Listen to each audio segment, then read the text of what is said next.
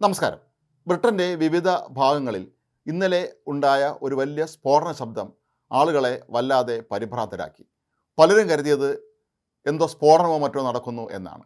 അങ്ങനെ നിരന്തരമായി പോലീസ് സ്റ്റേഷനുകളിലേക്ക് പല ഭാഗങ്ങളിൽ നിന്നുള്ള ഫോണുകളുടെ പ്രവാഹമായിരുന്നു എന്നാണ് പറയപ്പെടുന്നത്. ഒടുവിലാണ് എന്താണ് സംഭവിച്ചെന്നുള്ള കാര്യം അധികൃതർ വെളിപ്പെടുത്തിയത്. ഫ്രാൻസിൽ നിന്ന് ബ്രിട്ടനിലേക്ക് വരികയായിരുന്ന ഒരു സ്വകാര്യ ജെറ്റ് വിമാനത്തിന് എയർ ട്രാഫിക് കൺട്രോളുമായുള്ള ബന്ധം വിച്ഛേദിക്കപ്പെട്ടിരുന്നു. ഈ വിമാനത്തിന് എന്ത് സംഭവിച്ചു എന്നറിയാൻ അടിയന്തരമായി തന്നെ ഇതിനായി നിയോഗിച്ചിട്ടുള്ള ഒരു സ്ക്വാഡുണ്ട്. ഇതിൽ നിരവധി ജെറ്റ് വിമാനങ്ങൾ ഉൾപ്പെടുന്നതാണ്. ഈ അന്വേഷിക്കാനുള്ള വിമാനങ്ങളെല്ലാം തന്നെ ഒരുമിച്ച് പറന്നുയർന്നതിൻ്റെ ശബ്ദമാണ് ഇത്രയും വലിയൊരു സ്ഫോടന ശബ്ദമായി കേട്ടത് എന്നാണ് പിന്നീട് പറഞ്ഞത്. ഇതെല്ലാം തന്നെ കൂറ്റൻ ജെറ്റ് വിമാനങ്ങളാണ്.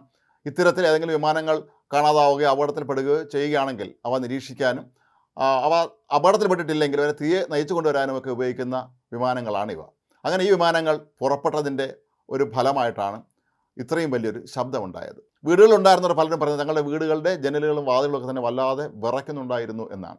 എയർ ട്രാഫിക് കൺട്രോളുമായി ബന്ധം നഷ്ടപ്പെട്ട വിമാനത്തെ അന്വേഷിച്ച് പോയ ജെറ്റ് വിമാനങ്ങൾ അതിനെ കണ്ടെത്തുകയും അത് സുരക്ഷിതമായി നയിച്ചുകൊണ്ട് തിരികെ വിമാനത്താവളത്തിൽ ഇറക്കുകയും ചെയ്തു. ഇതിനിടയിൽ ജനങ്ങളാകെ പരിഭ്രാന്തരായി എന്ന് മനസ്സിലാക്കിയ അധികൃതർ പിന്നീട് എന്താണ് സംഭവിച്ചത് എന്നുള്ള കാര്യം മാധ്യമങ്ങളിലൂടെ തന്നെ അറിയിക്കുകയായിരുന്നു. പലപ്പോഴും വിമാനങ്ങൾക്ക് എയർ ട്രാഫിക് കൺട്രോളുമായുള്ള ബന്ധം വിച്ഛേദിക്കപ്പെട്ടാൽ ആ വിമാനത്തിന് എന്തോ അപകടം സംഭവിച്ചിട്ടുണ്ടെന്നായിരിക്കും പൊതുവെ നമ്മൾ കരുതപ്പെടുന്നത്. പക്ഷേ ഫ്രാൻസിൽ നിന്ന് പുറപ്പെട്ട വിമാനം ബ്രിട്ടൻ്റെ അതിർത്തി കടന്നതായിട്ട് തന്നെയാണ് അവർക്ക് നേരത്തെ വിവരം ലഭ്യമായിരുന്നത്. ബ്രിട്ടനിൽ എത്തിയതിനു ശേഷം തന്നെയാണ് ഈ വിമാനത്തിന് സാങ്കേതിക തകരാറ് മൂലം എയർ ട്രാഫിക് കൺട്രോളുമായുള്ള ബന്ധം വിച്ഛേദിക്കപ്പെട്ടത്. ഏതായാലും സംഭവത്തെക്കുറിച്ച് അന്വേഷണം നടത്തുന്നുണ്ട്. വിമാനത്താവള അധികൃതർ ജനങ്ങളോട് ഇക്കാര്യത്തിൽ ക്ഷമാപണവും നടത്തിയിട്ടുണ്ട്.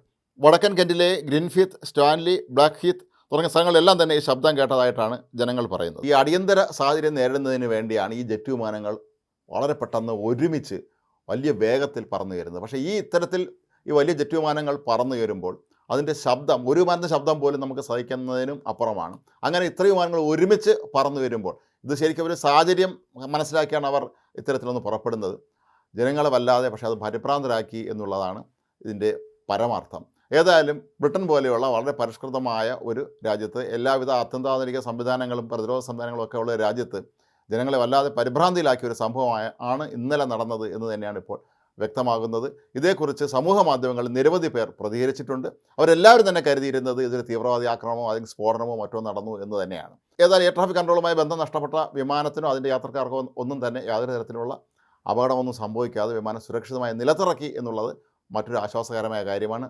കൂടാതെ ഇതൊരു സ്വകാര്യ ജെറ്റ് വിമാനമാണ് എന്നാണ് മനസ്സിലാക്കാൻ കഴിയുന്നത്. ഒരുപക്ഷെ ഏതെങ്കിലും വ്യവസായികളുടെയോ വ്യവസായ ഗ്രൂപ്പിൻ്റെയോ അല്ലെങ്കിൽ സ്ഥാപനങ്ങളുടെയൊക്കെ വകയായിരുന്നിരിക്കാം ഈ വിമാനം. ഈ വിമാനത്തിൻ്റെ വിശദാംശങ്ങൾ ഇനിയും പുറത്തുവിട്ടിട്ടില്ല. ഏതായാലും ഈ വിമാനം സുരക്ഷിതമായി എത്തിച്ചു എന്നുള്ള കാര്യവും അധികൃതർ അറിയിച്ചിട്ടുണ്ട്.